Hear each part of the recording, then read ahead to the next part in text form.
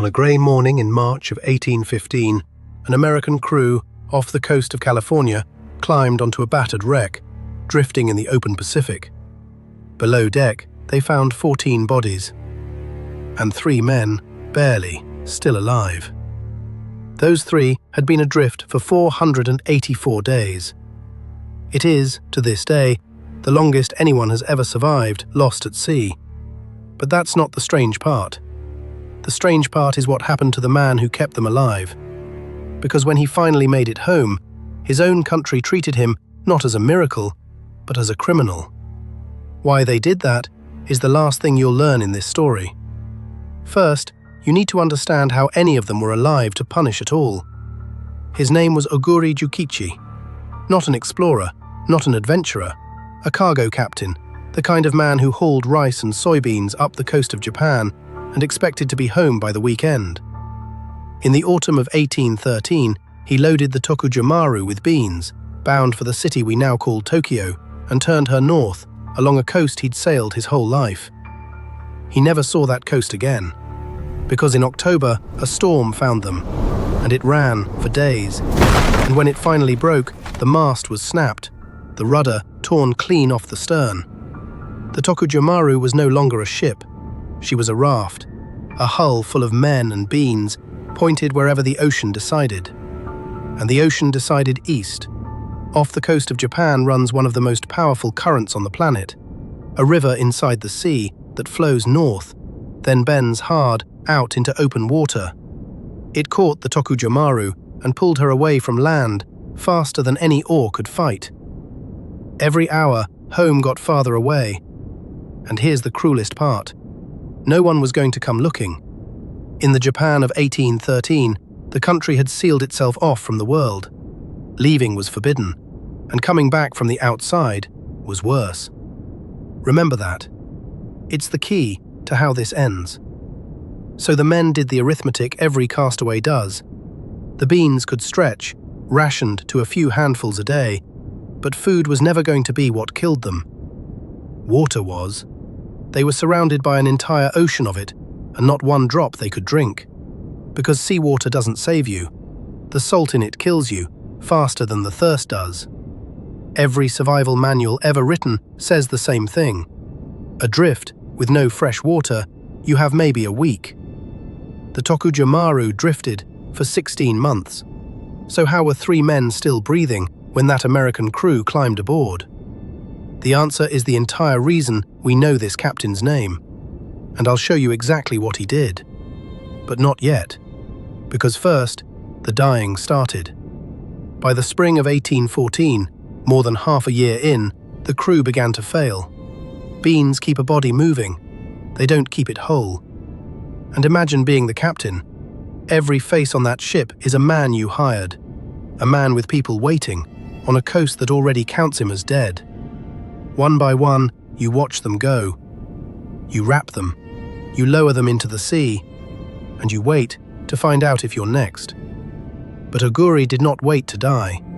Somewhere in those first desperate weeks, he had done the one thing almost no castaway ever thinks to do. He took a cooking pot, a small fire, a length of bamboo, and he built a still. Boiling the sea, catching the steam, turning the poison back into water a man could drink. One slow drop at a time. It was exhausting. It was barely enough. But it worked, and drop by drop, that crude little rig brought them the one thing the ocean never gives a dying man. Time. Weeks of it, then months. And still, no one came. Winter 1814, a full year adrift. In 12 months, not one sail had crossed the horizon. Not one. The dead, below deck, now outnumbered the living above it. By his own account, Oguri was losing hope. And who wouldn't? 4 seasons on a broken ship. Everyone he'd led, gone. No reason on earth to believe tomorrow would be any different. Most men would have let the fire go out. He kept it burning, for no reason the sea ever gave him. And then, on the 24th of March, 1815, a shape on the water. Not a wave, not a bird. A ship, real, under sail, and growing larger. After 484 days, someone had finally seen them. She was an American brig, the Forester, hunting furs, half an ocean from where the Tokujomaru had set out. Her men rowed across and found exactly what I told you at the start. 14 bodies, and 3 survivors. Oguri and 2 of his crew, 3 of them alive. But only 2 would ever set foot in Japan again. And the third man, after everything, after 400 days on that raft, did not die at sea. Because getting home took another full year. The Forester carried them north, up to Russian Alaska, and from there a Russian ship tried, and failed, and tried again to hand 3 foreign castaways back to a country that did not want them returned. And somewhere on that cold passage north, the third man died. He had survived the impossible. He just could not survive the way back. So it was 2 men, only 2, who finally saw the coast of Japan again, the summer of 1816. And now, remember what Japan was. A country sealed shut, where touching the outside world was a crime. Oguri hadn't chosen to leave. The ocean had stolen him, dragged him across the widest sea on earth, and thrown him back alive against every rule. It didn't matter. He had seen the forbidden world out there, foreign coasts, foreign ships, foreign faces, and that made him dangerous. So the man who had done what no sailor in history had done was not celebrated. He was questioned. He was watched. He lived out his years under a suspicion that never lifted, and died, all but forgotten, in 1853. That is why his own country treated a miracle like a crime. Not for anything he did, but for what the sea had forced him to see.